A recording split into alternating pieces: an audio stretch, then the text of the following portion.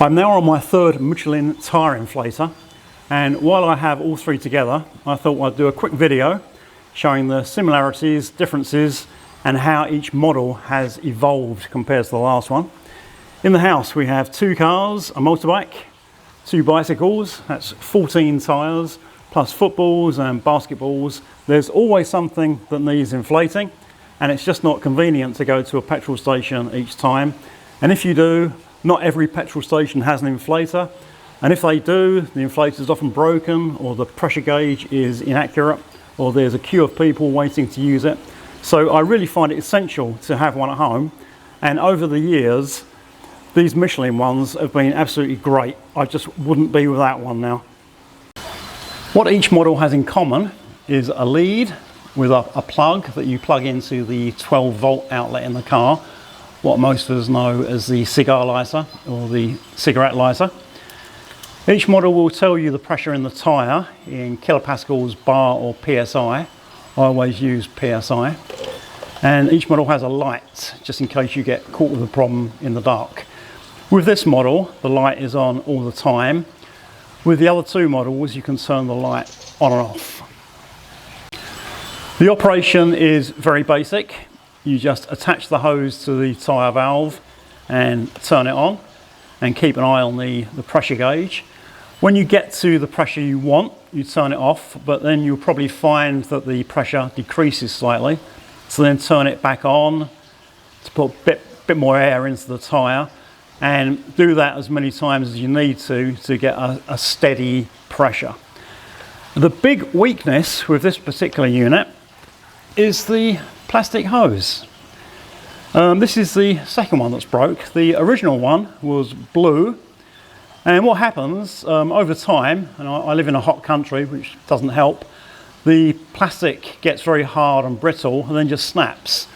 So when the first one snapped, I went out to a hardware shop and found some pipe the same diameter, this turquoise one, and fixed it myself, replaced it.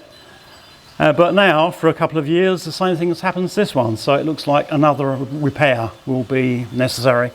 So that is the big problem with this particular model, the 12260. On the later models, they improved the design of the air hose. One nice thing about this first model was that on the connector to the tyre valve, there's a little bleed valve as well. So if you've got too much air in the tyre and want to release some, all you need to do is to press this button and it will release air. They did away with this on the second model. So on the second model, if you had too much air, you need to take the connector off and then push the little button inside the tyre valve. This is the second model, the 12266, and the design is radically different to the first model. Some things are good, some things not quite so good. Firstly, it normally stands like this. It stands on its narrow edge, and it's not very stable, so you can knock it over quite easily. And with this model, someone decided they would add a 12-volt outlet and a USB outlet. I don't know why. Those outlets are completely useless. I've never used them, and I just don't see the need to use them. This one also has a light, but it's not on all the time. There's a switch here to turn the lights on and off, which is much better. And this one is programmable. On the first one, we needed to turn it on, wait till it reached the correct pressure, but then the pressure would settle, so we'd have to turn it back on again. With this one, that's not necessary. All you do, you attach it to the tyre, then using these plus and minus buttons, just plug in what pressure you want. So I've got it set to PSI, so I might want 35 PSI. Then turn it on by hitting the yellow button, and it will inflate the tyre to what it thinks is right. Then it will stop. Then as the pressure settles and decreases, it will switch back on automatically. And it will do that sometimes quite a lot of times until the pressure is correct. This one is much easier and requires a lot less user intervention. And what I was saying about the first model, where the weakness is that air pipe, that plastic air pipe that gets very hard and brittle and then breaks, this one has a redesigned air hose, and this one is a lot tougher and doesn't have the same problem. This is the latest and greatest Michelin tyre inflator, the 12314, and it's really a nice piece of kit. It's very substantial, it's heavier and bigger and more solid than the other two. It's the kind of thing you might expect to find in a professional shop rather than using at home. It's got nice rubber feet to stop vibration, and it's quite a bit quieter than the other two as well, which is nice. Operation is very similar to the 12266, the second model. You just press this yellow button to choose whatever unit of measurement you want, PSI, bar, kilopascal, so I only use PSI.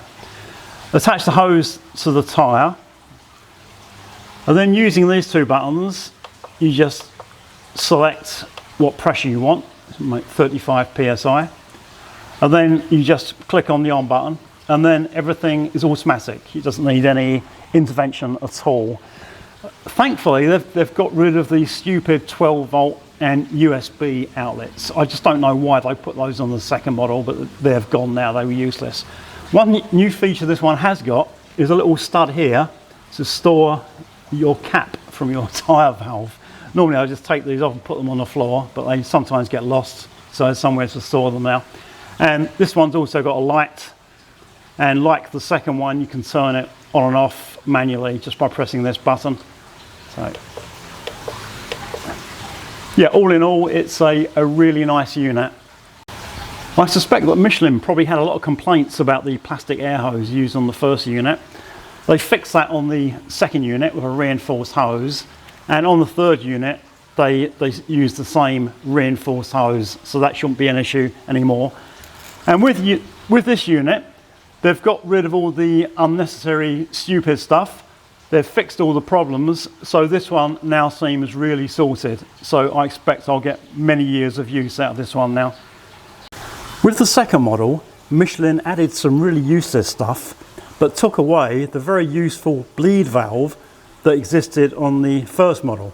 I'm very happy to say that with the third model, the 12314, they reintroduced the bleed valve.